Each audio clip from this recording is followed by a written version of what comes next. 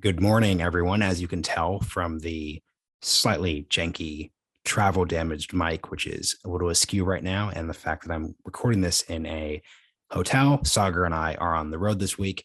He actually couldn't make this, and the episode is going to come out on Tuesday. So I hope you all are going to have a really good time with me. I'm really excited for today's episode. It's with Alec Ross. He's the author of The Raging 2020s. It is all about forming a new social contract, companies, countries, citizens. We cover so many different things here. It's a really great conversation. It's actually one of my favorite episodes that I've done in a long, long time. If you're looking to see more about how we think about the world, how the show is trying to find its way in a really complicated moment, this is the perfect introduction to all of that. Hope you enjoy the show. Let's get into it.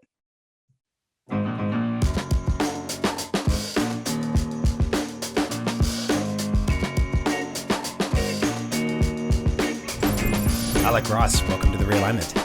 Thank you for having me. Let's start by talking about your book's real conception, which is the Raging 2020s. I want you to explain what that means, because I was one of those people who, during the depths of COVID lockdown, was really looking forward to a roaring 2020s. Everyone really saw the hope.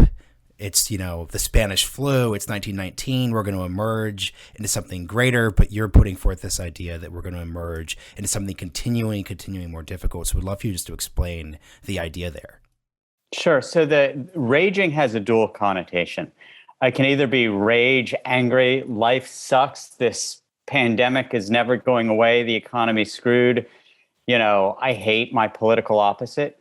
Or it can be raging in the connotation that my 18-year-old son thinks of it, like a great party, sort of hearkening back to the Roaring 20s. And I think it could be either. I think, it's interesting. I think we're in a moment right now where we get to determine whether the end of this decade we are tilting toward Mad Max or tilting toward Star Trek, something more utopian or more dystopian. And it's really a set of choices that we have, I believe, really over the next 2 or 3 years to figure out what the trajectory of the decade is going to be. And so the Raging 2020s does not say what's going to happen, but rather it lays out a series of choices in front of us about how we can set or not our trajectory.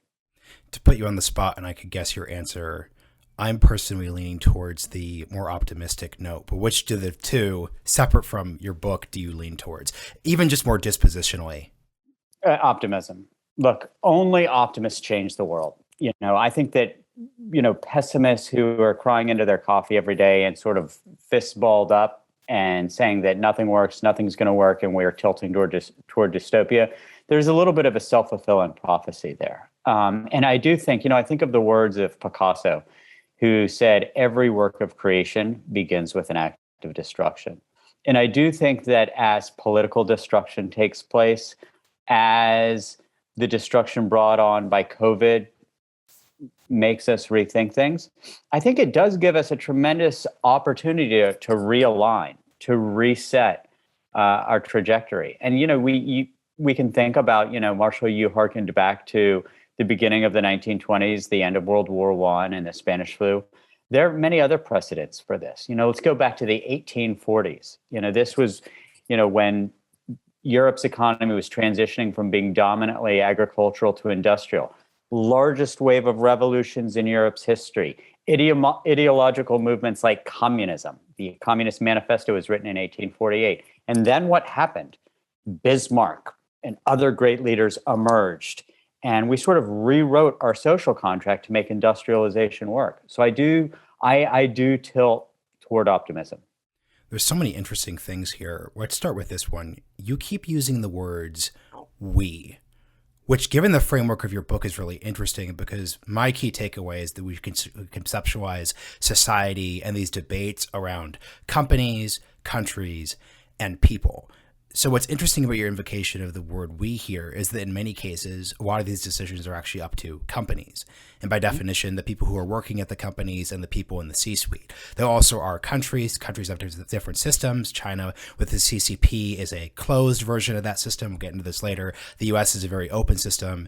So speak about how we should conceptualize the word we, because depending on how we're looking at these topics, we has entirely different meanings. No, there's no question. I'm in violent agreement with everything you just said. So we can think about this at the individual level. What are the things that I can do within my family, within my sort of network of friends and fellow travelers to reset the trajectory? But, and you make a very important point here, the difference between now and just about any other time in history is the fact that we do live in a world where companies are as powerful as countries. If for 99% of the world's history, companies have been subsidiary to their sovereign nation state, I think we're in sort of the other 1% right now, where as much power is exerted in the C-suite and in the boardrooms of the world's most powerful companies as is exerted inside the prime minister's office of most countries. And in fact, if we're going to be honest about it, Tim Cook, Jeff Bezos, Mark Zuckerberg, they have a lot more power than just about any prime minister of a European country, more power than the president of Mexico. And the decisions they make, interestingly, are incredibly consequential on things like minimum wage. The minimum wage goes up not when the United States government raises it, but when Walmart and Target raised it. Sustainability, we're in a situation right now where the US government actually does very little on sustainability. And when big companies decide to do something on sustainability, it has a bigger impact. On issues of equity and other such things, it's oftentimes these big CEOs whose actions are more consequential than anything that happens in the United States Congress or federal government. So two related questions to that. One would be, is this a bad thing? So I think it's good and it's bad. I mean, first of all, let's be clear. There's no democratic consent, right? So when Jeff Bezos decides to do something and it has this huge spillover effect into markets, into all of our communities, there's no democratic consent. I don't always think that that's necessarily a bad thing, though. So in many respects, our democracy is growing weaker, and we've become, in certain respects, more of a corporate autocracy. But a lot of these companies are more agile and more capable of delivering on change than our governments. I mean, that's the God's honest truth. It's not how I would want it to be in theory, but in reality, it's proving true. And look, as this is not black hat, white hat, good guys, bad guys. This is a world of shades of gray, where sometimes it has positive effects and other times it has malignant effects. That's really interesting. In theory, then, how would you want this to look? Well, look, in theory, what I would like is for governments to play the role leading, setting environmental standards that can give guidance to the market, setting labor standards and labor laws that allow for broader participation in the spoils of market-based capitalism. In theory, I would like for the government to lead on tax. A lot of what I write about in the book is, the degree to which our global tax system, understanding our global tax system, which is incredibly boring, but incredibly important. It's sort of a skeleton key for unlocking a lot of the equity that we hope for in the government. So in theory, Marshall, what I'd love is for government to lead on all of these things. But absent their leadership, one approach is to say, government's not doing anything. The other, though, is for our CEOs to say, you know what, we see a problem here. It's beginning to affect our bottom line. It's affecting the well-being of our suppliers and breaking our supply chains. So absent that leadership from government, I'm encouraging of the private sector to lead.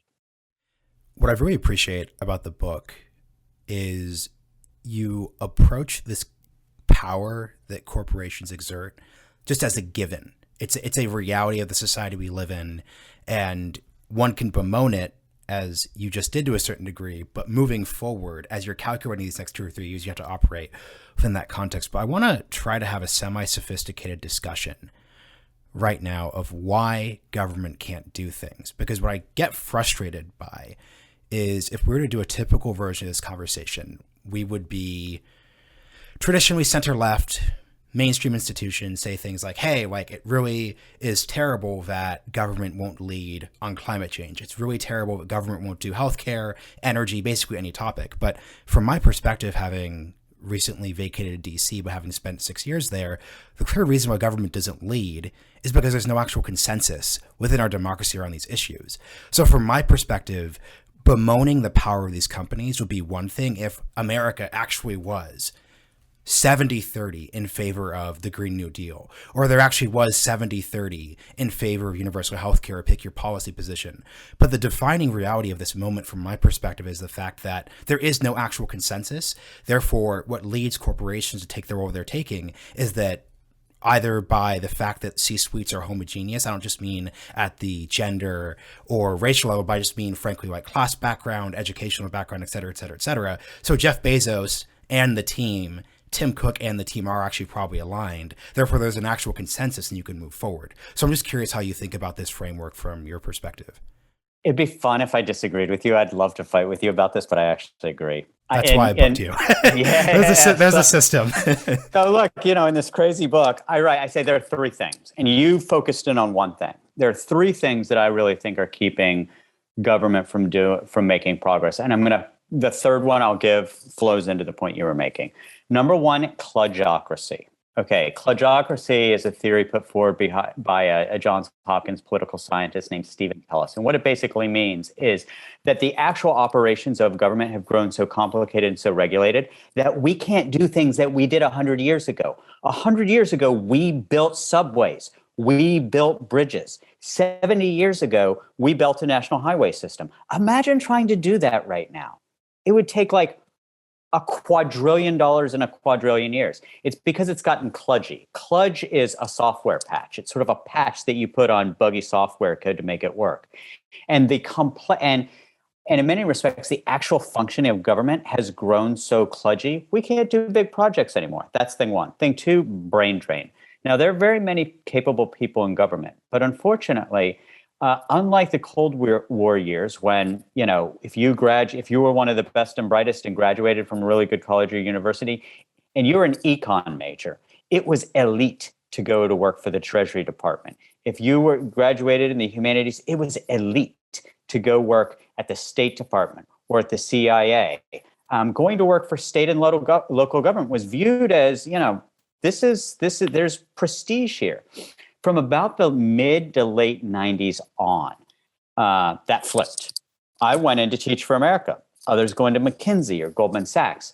And so we've lost a lot of the intellectual firepower in government. And even when we do capture it, it tends to be political appointees for 3, 4, 5 years. And even our civil servants, they get to a certain point and they realize, hey, I can double my salary and work less by going to work in the private sector. That's number two. And then number three is what you pointed to, what Francis Fukuyama calls vitocracy. We are such a deeply divided country right now. You're right. If we were 70-30 on any of this, it'd get done. We aren't 70-30 on just about any of this. So again, to invoke history for a moment, there was a post-World War consensus around 80, maybe 85% of what we governed around.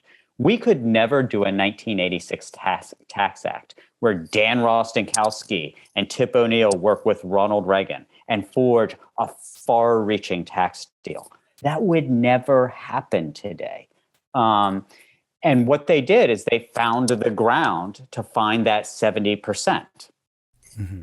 The absence of that is why government has ground to a halt. The very idea of a presidential mandate doesn't exist right now. I mean, it was forever and a day where, for the first 200 days of a given administration, the party in opposition, even if they controlled the House or the Senate, it was accepted. You would stand down and allow the incoming administration to govern.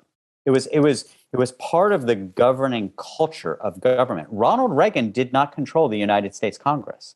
We had divided government for decades preceding, but there was a perception of a mandate that came with election to the presidency. It doesn't exist right now. And so we do have exactly what you described. So to push back against your and my priors and serve as an audience advocate, there's a fourth issue that we didn't mention, which many listeners have just brought up in terms of pushback to the way I think about these things. What about corruption? Right? So you could say, and I, once again, like, I disagree with it, but I'm trying to play devil's advocate here. Sure. A lot of people say the reason why we don't accomplish the things we want is because we live in an increasingly corrupt political system. This is why you have increasing distaste with the two-party system. This is why you have this general post-Watergate history of declining faith in institutions. Talk about, let's just say, capture corruption and how that plays into this whole idea of not being able to implement, quote unquote, what the people want. So I think we need to split the concept of corruption into two pieces, all right? If by corruption you mean illegal behavior, I worked in government I saw nothing. Like, I just got to be honest. Like, there was little to no, like, cash and carry corruption. There was no wink, wink. Hey, if you give this grant to this organization or introduce this clause in this bill, I'm going to pay you back on the other side with you when you leave government. That doesn't really exist as far as I saw. And, look, I reported directly to the Secretary of State. I spent a lot of time in the White House Situation Room and seeing how policy actually plays out, oftentimes on really high stakes economic issues. And what I saw was a pretty clean playing field, from defining corrupt as, illegal behavior. Pay for play, those bits. Yeah. If you're defining corruption as we get the government that we paid for, I think that is a more valid critique. I think the data is something like 86% of people elected to the United States Congress, spent more than their opposition. So I think that to the extent that you are going to sort of tag corruption into government, first of all, you need to segregate it to the legislative branch. So there's the executive branch, the judicial branch, and the legislative branch. If any branch of government is captured by money, it is the legislative branch. But I'll say this, now that small dollar fundraising grows in power and importance, people can take more extreme views that cut across, let's call it the Chamber of Commerce consensus, and they can raise lots of money in smaller units. So like Josh Hawley from Missouri, when he sort of championed the January 6th insurrection, you might have said, well, that's really against his interest because sort of the country club Republicans who historically pay for Senate candidacies, he just lost them. But what Hawley also got was the ability to do massive grassroots fundraising. So I do think that small dollar fundraising has diminished the power and importance of bundlers. I think that is such a helpful point. We're going to keep on agreeing with each other because several things on the corruption note. So one, the funny thing about the conversation around corruption, and I like the way you delineated it, is these eras in American history that we look at with, wow, we can do this and we can do that, they were incredibly corrupt. Pre-Watergate America, when it comes to unlimited campaign donations, when it comes to lobbyist controls, lack of transparency, et cetera, et cetera, et cetera, that system was actually far more corrupt. So it seems hard to look at the current logjam today and attribute that to corruption because corruption doesn't necessarily have to lead to bad outcomes. It feels like if you actually talk to a lot of the people who are making the corruption point, they actually, weirdly enough, would be very satisfied with the set of things that were going on in the 40s and 50s in certain areas. But secondly, to your point too, and I'm glad you brought up the Chamber of Commerce, if our system was corrupt in the sense that people colloquially refer to corruption, the Chamber of Commerce would be achieving much more of its political objectives. Because that's the funny thing about this, which is that if you actually look at the political objectives of the quote unquote lobbies, they actually aren't really being met. So I think that's a fascinating thing. I want to go to something you said about the brain drain part, because you referenced the fact that you were in the Obama administration. And I'm just a little skeptical of the brain drain argument in the sense that, look, I showed up in DC in 2010. So I remember even as a wide-eyed freshman in college what that space looked like, which is, it was really cool to go to DC. You had the whole Silicon Valley crew showing up. Christina Hendricks from Mad Men is dating Jon Favreau, Obama's speechwriter. There actually was a moment where DC was very sexy and very cool. So you really, if you were just purely to look at everyone's credentials, this and that, it was markedly impressive in a way that I think you could argue that mid 2008, Washington wasn't. But that didn't seem to actually result in a difference. So I guess what I'm putting forward is this idea of I'm really struggling to see a set of policy problems that you and people like you are confronting in DC that isn't being solved at a pure brain power level, right? So what I'm basically saying is I don't really see a set of policy issues where, man, if we just bumped people up from C-list state school grads to top tier, could have gone to McKinsey, could have won a Rhodes Scholarship grads, I don't see an issue which would have been markedly improved, but like push back if you disagree on that. Yeah, so let me give you an example or two where I think that isn't the case. If you look at emerging technologies, AI, for example, the Chinese government, the sophistication coming out of the Chinese government on AI, setting a national strategy, understanding the impact of artificial intelligence, machine learning, and robotics in the economy is, I would argue, far greater in the Chinese government than it is in the United States government. And unfortunately, I do think that particularly on technology issues, where so much of the expertise lives outside of government, I do think that is particularly harmful. Now, there are always some good people, like there's some good people in the Biden administration right now who understand these things. But the fact that I can name them is a problem. There isn't a class of civil servant. There aren't 200 and 300 and 400 people who, if they weren't working in government, they could get jobs at Microsoft, right? Working on these set of issues. So I think that on technology policy issues, which are increasingly important, that's been a problem. If I were to think of a second one, I would say it's the future of work, labor issues. And let me be critical of the Obama administration for a second.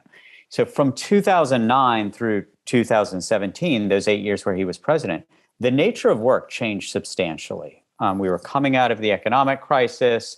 America's working and middle classes were stagnating economically. I would argue that the labor policies of the Obama administration were sort of warmed over Truman policies. And in fact, there was very little foresight and understanding about the future of work and the changing nature of work and how that in turn should impact labor policies. And by contrast, I think you can find a lot of expertise about this in the private sector. Can you clarify something real quick? What do you mean by Truman era policies? What I mean by is the idea of a pension is you work for a single employer for 30 years and you get a pension at the end of those 30 years. Marshall, in your generation, how many of your peers are going to have one employer for 30 years? And at the end of those 30 years, you're going to get a pension. It's like a concept from Mars, right? Yeah. So when I talk about Truman era policies, I think about, okay, how do we develop labor policies that reflect the changing nature of work and labor in the 2020s and beyond? And I would argue that the Obama administration, when it wanted to talk to labor, it would go to the AFL-CIO, and these other unions whose views really haven't changed since the Truman administration, who are advocating for the exact same things. We have to have employer-based collective action, blah blah blah blah. With it, it's the same stuff, and but the nature of work changed substantially in that time. And so this is one area where I'd be critical of the Obama administration. I hope the Biden administration is better. We'll see. But the nature of work, the nature of labor is changing. It's going from being increasingly employer-based to project-based, curated over platforms. We're seeing people your age coming out of, having more like 10 employers in 25 years than one or two employers in 25 years. This has far-reaching consequences. We need to think about detethering our benefits from being employer-based. We need to think increasingly about portable benefits and things like this. So this is what I mean when I talk about labor policies for the 2020s and beyond. I'm asking this on two levels. How would you assess the Trump administration? In the sense that let's start on the narrative level, right? So the narrative level is, and once again, let's put aside Trump person, let's just focus purely on the 2015, 2016 rhetoric, which is political class abandoned Rust Belt legacy America and advanced a pro-globalization agenda, TPP, letting China into the World Trade Organization, et cetera, et cetera, et cetera. And that focus led to leaving millions of Americans behind because we assumed that choices that were seemingly inevitable weren't actually inevitable. So can you respond to the Trump narrative in 2016 from a labor perspective, and then also a performance of how that idea, quote unquote, was implemented over the 4 years? Sure. So, and, I should give some context here. I'm a public school kid from West Virginia. I worked on a beer truck and as a midnight janitor to help put myself through college. So I come from the white hot center of Trumpism. My parents, I visited them last month. They're still in West Virginia. And West Virginia went from sort of Union Democrat. So think of it as sort of politically liberal, economically conservative, party line voters for Democrats. I mean, they voted for Michael Dukakis in 1988. And then became, I think maybe second only to Oklahoma in terms of the level of support for Trump in his presidential elections. So that by way of context. Yeah. So what I would say is that Trump's rhetoric, his narrative, perfectly matched those communities where there was this emasculation. There was this sense that, the America where once I would have sat at the head of the dinner table at 6 o'clock and I would have watched the 6:30 news and I then would have gone bowling at 7 o'clock and I had a place of primacy in the world, that evaporated, as you know, over a period of decades. And what Trump then engaged in, in political theory, it's called palingenesis. It's the evocation of a utopian past that may or may not have existed before.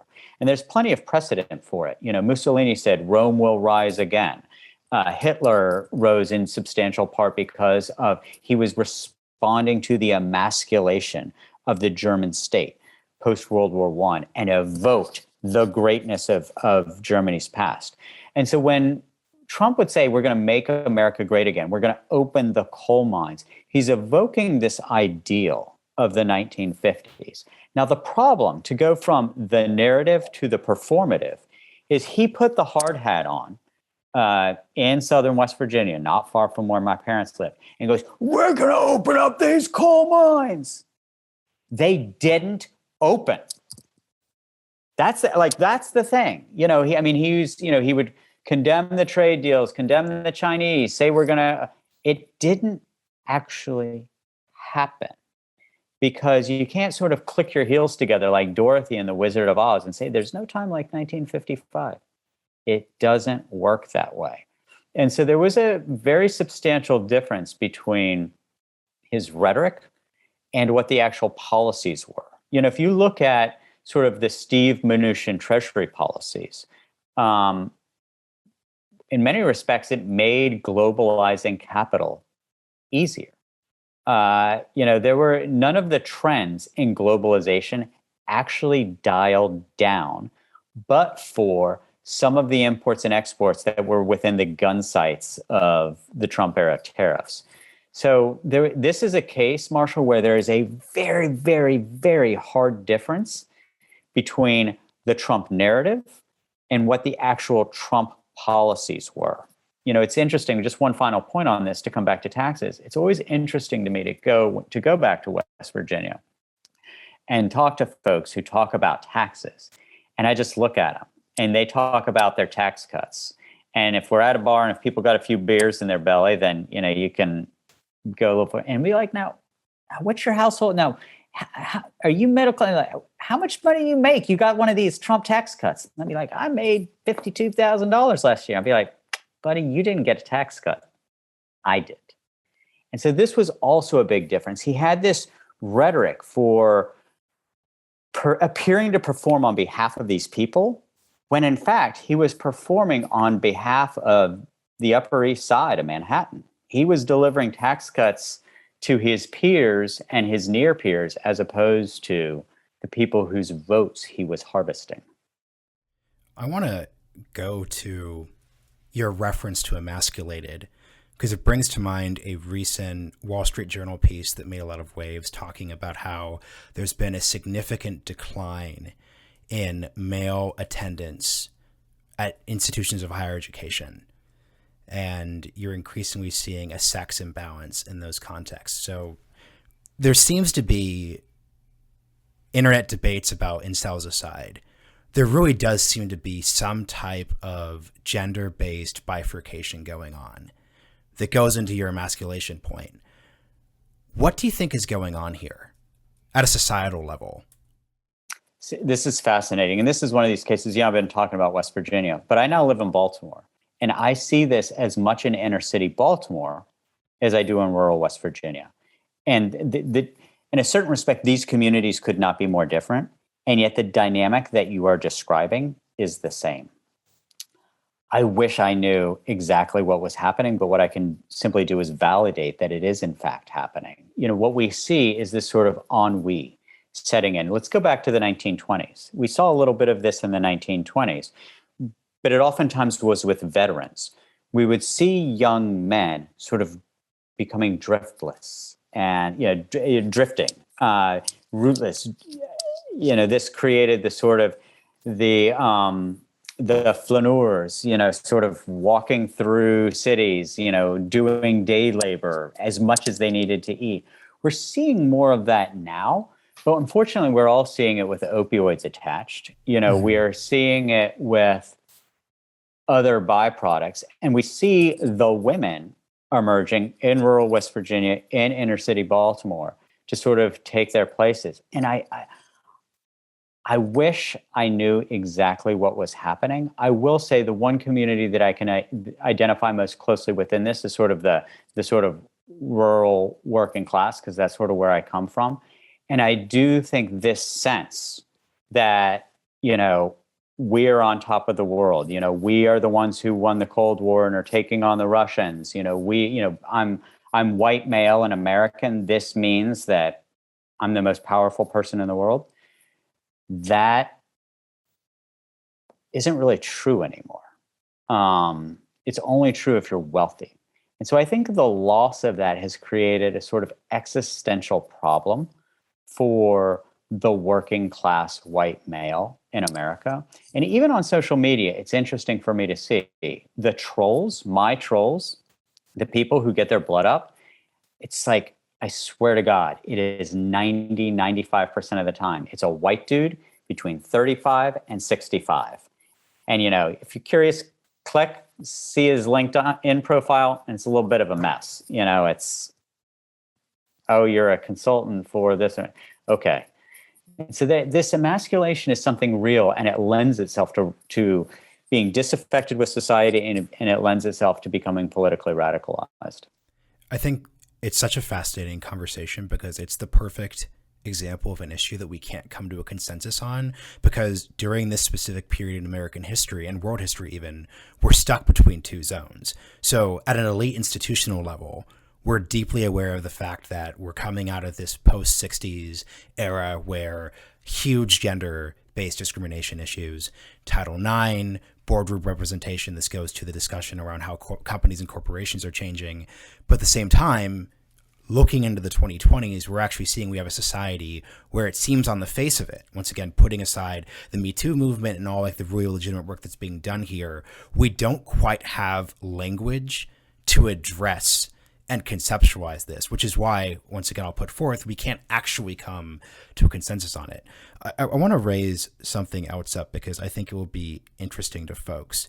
Could you speak to what the narrative of this country should be, especially given the context of your previous book too, Industry of the Future? Because one frustration I have with center left to liberal people who dunk on the Trumpian rhetoric is, yes, obviously the 1950s were not literally like that. Yes, insert statement about how you're looking at some idealized past. But I think at a political level, what those critiques miss is that that's what politics is. Politics is about storytelling. And if you look at FDR and New Deal America, that was also not accurate. Plenty of things, ask a black person in the South whether or not FDR was actually offering you a fair deal. So, once again, I think we should move past for a second the obvious flaws of the Trumpian narrative and just realize that at a certain point, there actually was a successful narrative. And if you're looking at past Joe Biden, where I see Democrats really struggling, it doesn't seem like there is a successful narrative. I don't think that narrative is socialism. I don't think that narrative is necessarily embodied by anyone who's moving forward. So what do you think the mythos of our country should be? So I benefit a little bit from the perspective of having lived abroad. Even this past year, I lived in Italy for the past year, and of the 196 countries on planet Earth, I've traveled to more than 100 of them. And so it's been fascinating for me to be able to hear the outsider's perspective of America's greatness, and that then has informed my answer to this question. It's one of work hard, play by the rules, and you can become anybody and do anything. Ours is the country of meritocracy in its idealized form. What should our narrative be? Our narrative should be rooted to things like 40% of the Fortune 500 were founded by immigrants or the children of immigrants. Why do people go from these gorgeous European cities and a beautiful city in Italy and move to the United States? It's because of the perception of opportunity, where in 99% of the rest of the world, the postal code you were born in or your last name, who mommy and daddy are, is actually much more deterministic of what your outcomes are going to be than it is in the United States. And so we self-scrutinize ourselves in the United States, saying, where you're born determines where you end up. But that's actually less true than just about anywhere else in the world. So I really think I believe in the American dream. What is the American dream? Work hard, play by the rules, and you too will rise. You will be better off than the generation before you. And tying this to our previous conversation about sort of the emasculation that is felt in much of America, I think it's felt in part because of the perception rooted in economic reality that has sort of gotten frozen, that this constant upward economic and social mobility that takes place has gotten frozen. Juxtapose that with the Chinese, where they are taking these great leaps forward. And not just the Chinese, who have moved 800 million people out of poverty and into the middle class, but look at South Korea. Look at 10 to 12 other states that are still, maybe a little bit slowly, but the upward economic and social mobility are still apparent. But people around the world still believe that America is the land of opportunity. So the land of opportunity, I believe, needs to remain at the core of our narrative and at the core of our reality. The last word on companies. I was fascinated when you brought this up in the book. I need to do more reading on it myself, but can you talk about the socialists, because I just disparaged them a second ago, who are interested in the models of big companies like Walmart and Amazon, and how that could actually inform how a we're not just looking back at 1960s America, socialism could look like? Because that was just fascinating. Yeah. So let me first say that I am anti-socialist. Like I don't believe in socialism. I should say that from the outset. And this is where I do squawk with people to the left of me quite frequently, because I believe we aren't ants. Human beings are governed by incentives. We want money, we want power, we want fame, we want sex, we want all of these things. And in a socialist society, unfortunately, what it does is it takes incentives out of the system, which is why they found her. Now, the idea, and this is something put forward by Cory Doctorow and others, is that communism failed, socialism failed because of a failure to efficiently allocate resources. So the idea in socialism or communism is essentially that, we are going to equally distribute resources. But the Soviet Union and the socialist states of Eastern Europe failed in many respects because they underperformed market-based economies in the West that were more efficient about distributing resources. The theory now is that companies like Amazon and Walmart, which are themselves the sizes of nation states, have grown so sophisticated about resource allocation that if a country, with the knowledge that we now have about supply chains, about resource allocation, were to integrate a Walmart grade model of resource allocation, then socialism or communism could work better. So it's really fascinating. You think of the far left as being those who most believe that the Walmarts and the Amazons are, the quintessentially evil. But what I find fascinating is this idea that they believe that they can draw knowledge from them about how to administer a socialist state. So I think it's really interesting as well. I'm glad you found that interesting.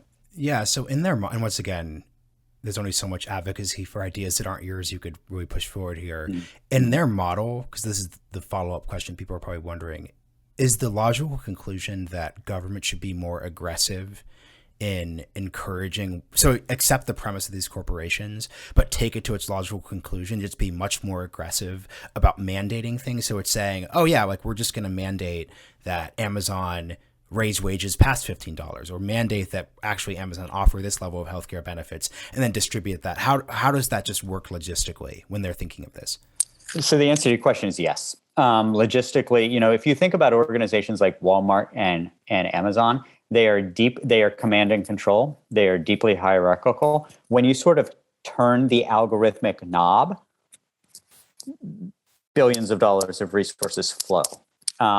And so the idea essentially is, yes, that, to the extent that what you change are the inputs into the algorithms, then you get a differentiated set of outputs. If you change the inputs that say, instead of hitting this quarterly target, which is going to produce a projected X or Y in terms of increased shareholder value, we're going to say, make the minimum wage $19 an hour. We're going to say, so the answer is yes, that with these very powerful machines can become engines of economic policy and social policy.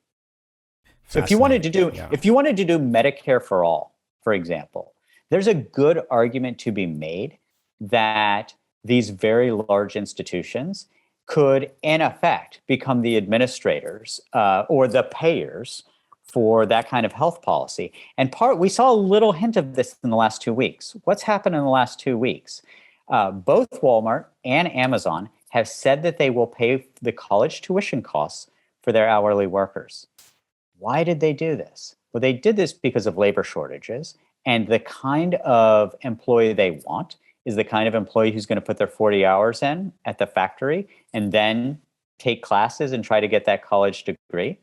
But it's fascinating. So for all of this, Bernie Sanders's advocacy for free college, how interesting is it that you can, if you are an hourly worker at Amazon or Walmart, you are now eligible for free college?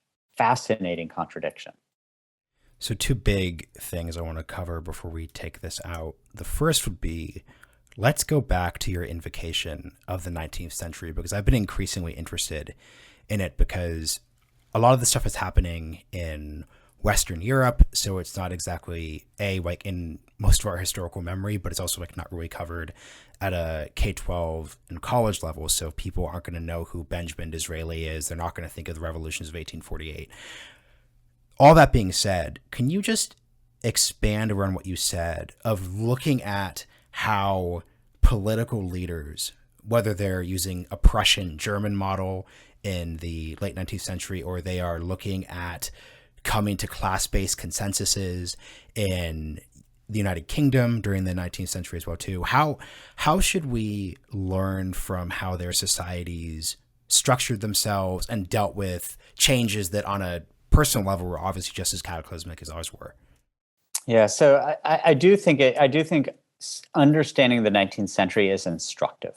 Why? Because the 19th century was the period where you essentially had to rewrite the social contract.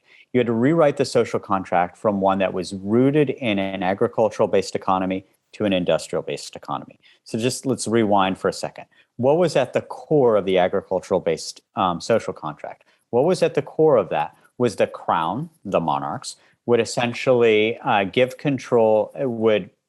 localized control to the elites, the dukes, the marchesi, the counts. They, in turn, would give the crown taxes and military service.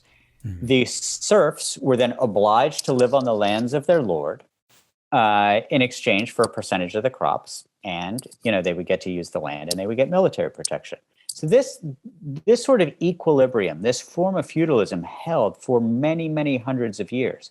But then, and it really began happening in the 1790s and the first decade of the 19th century, you saw this acceleration of the move from countryside to city, from farm to factory. And for about 40 years, this period called the Engels Pause, named after Friedrich Engels, what we saw was this massive technology-driven change in the nature of work. But it was also the sort of industrialization of the Charles Dickens novels. It was 11-year-olds in factories losing fingers. It was, 6 days a week. It's the Upton Sinclair form of industrialization. What then happened? Well, as previously referenced, there were a wave of revolutions. There were ideological movements like communism. What ultimately made industrialization work? What ultimately made industrialization work was that leaders like Lord Asquith in the United Kingdom, Bismarck in Germany, inspired and working with, again, trying to draw some whole of society consensus. In the same way in which we were innovating technologically and scientifically, they innovated within their public policies. They said, what, if you're going to work in our factory, you only need to work there 5 days a week instead of 6. We're going to create this thing called a weekend. The weekend was actually an innovation of the 19th century. Before, the only day off was the day of our Lord, Sunday. We're going to set a 40-hour work week. And oh, by the way, there's going to be a minimum wage. The concept of the 40-hour work week and the minimum wage, 19th century. Free public education. Until you get to the age of 18, you can go to school for free. And then at age 18, the elites can go to university and the non-elites will go to work in port, factory, mine, or mill. All of these were about sharing the benefits of the spoils of industrialization. And it was interesting to me to see what you had was the state, the Bismarcks, the Lord Asquiths, working with industry, who in turn were working with citizens in civil society, through labor organizations and other such things. And eventually there was a sort of equilibrium. And it's the boundaries of this are tested and stretched, and you get the antitrust movements that then take place in the United States in the early 20th century and what have you. But industrialization was made to work instead of having a perpetual state of revolution because of rewriting the social contract. Now we're transitioning from a dominantly industrial-based economy into one that is technology-rich and knowledge-based, but we're still relying on these same social welfare programs that are products of, going on 200 years ago. We haven't rethought what a pension is since its origin. We haven't rethought education. The model of education exists right now in large part to accommodate allowing people to have summers off so that they could work on the farm. The age of 18 was actually for a reason. It was, okay, at age 18, these young people, the women are ready to have kids and the men are ready to go work in port, factory, mine, or mill. We need to re-scrutinize a lot of the assumptions that went into the creation of these programs, which are still foundational in our social contract. We started by discussing our shared optimism, but this is where I get to my pessimism, because what was so important about your articulation of what we can learn from the 19th century is the roles that leaders were playing, successful leaders. It was, how do you form a consensus out of very fractious and oppositional factions in your society where, to a certain degree, this is a zero-sum game. A day off is another day not in the factory. Therefore, you have these oppositional sorts. And it doesn't feel like today we have a political class that conceives of itself around the consensus building role. So you have, and this is a super conventional wisdom take, but it's also true. You see every politician trying to find their own pet thing. You see them playing to their podcast audience. You see all these bits. And where I get frustrated is I get the sense that AOC understands that it's her job to promote the Green New Deal or to say tax the rich, but I don't think she has a conception of herself as a consensus builder, nor does she have particularly the skill set. And that's not her. This isn't a personal attack on her. You just see her as the most talented, once again, separate policy from politics, exemplar of the exact opposite style of politics from that 19th century model. So I'm just curious how you think about that part.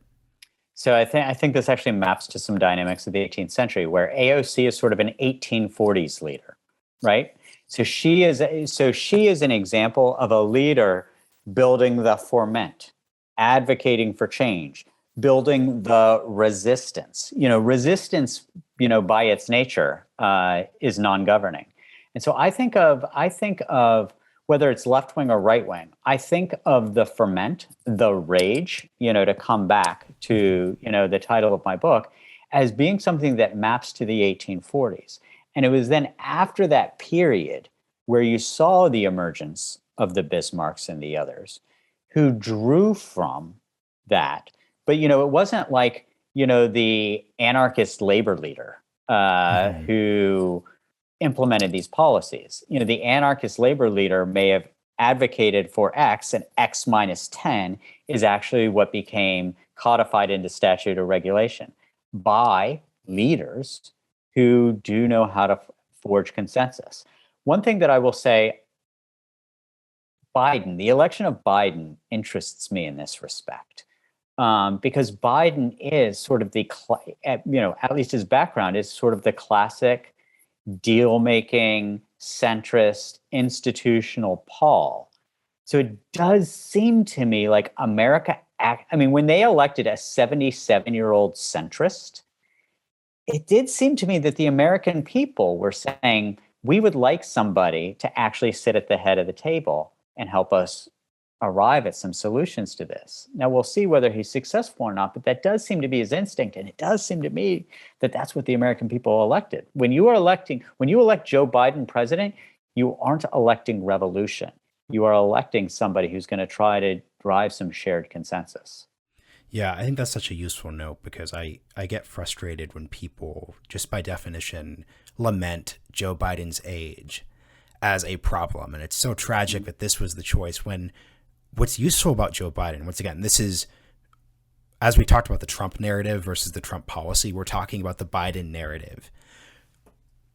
It's like you said, the reason why Biden has that narrative is he emerged, and once again, he's been in the system for a while, during a different political era where those consensus building skill sets were important. So that's something that I hope people could think about.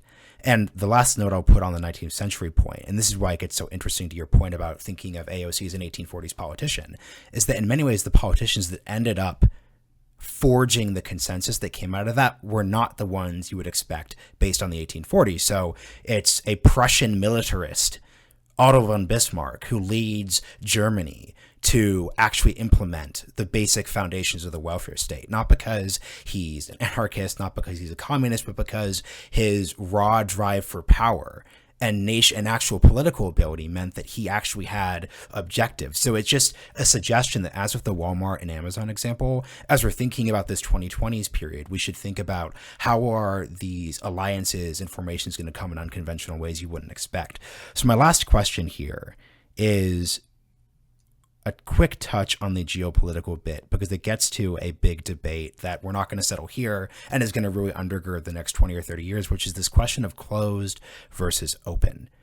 Because this relates obviously to the US and Chinese models, and you can look at all the different factors that we're discussing today and come to some type of conclusion of what type of society is best fit to actually handle these questions, whether it's the Chinese open closed one or the American open one. I would just like to get a final word from you on how you think about that debate and why you're optimistic about the open system. Sure. I think the principal political and economic binary of the 20th century was right versus left. I think the more instructive and realistic political binary of today is open versus closed. And let me define this a little bit. By open, I don't just mean the free flow of information. I don't just mean the free flow of information, human capital, and financial capital. It means upward economic and social mobility is not constrained to elites. It means that religious and cultural norms are not set by central authorities. It means that it is rights respecting across lines of gender, race, ethnicity, and sexuality.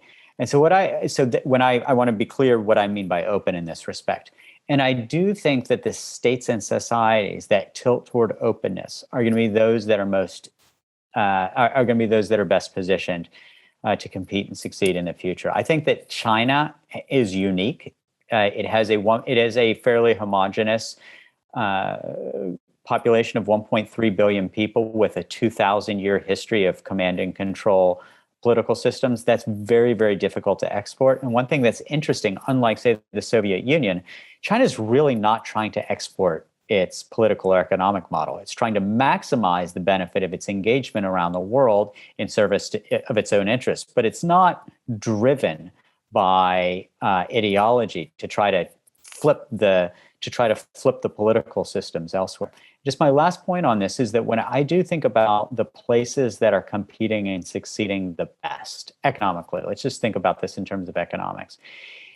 It oftentimes are those places that tilt toward openness. Whether it's European, even it's not a coincidence that in the Middle East, Dubai has been sort of the area that has had the broadest level of prosperity. In the East Asian states that are more open, if you go to South Korea, if you go to Singapore, if you look at what's happening in Indonesia right now, those states and societies that are tilting toward openness as opposed to command and control, I think are the places where talent is gathering. It's where innovation is taking place and commercializing. And this might be a little utopian on my part, but it is what I believe. Well, Alec, this has been really great. Would love for you to shout out the book and your previous book, Industries of the Future, that I referenced, and anything else listeners should check out. Thank you. No, I greatly appreciate that. This book, The Raging 2020s, just published. And my prior work is The Industries of the Future. And so if you found this conversation interesting, we got deep. We go even deeper in the Raging 2020s. And, I will say, just by way, one of my tactics within this is, in writing this book, some words that don't appear, Trump, Obama, Biden, none of those words appear, because I do think we need to elevate a little bit in the same way in which in this podcast, you do a really good job of getting your listeners out of the sort of cable news mindset. What happened this minute, and let's respond at 110 decibels, with a bunch of catchphrases. You've done a great job of elevating and bringing real substance to issues that matter in our lives, and that's part of what I try to do with this book. Awesome. Raging 2020s. Thank you. Dual endorsement. Alec, thank you so much for joining. Thank you.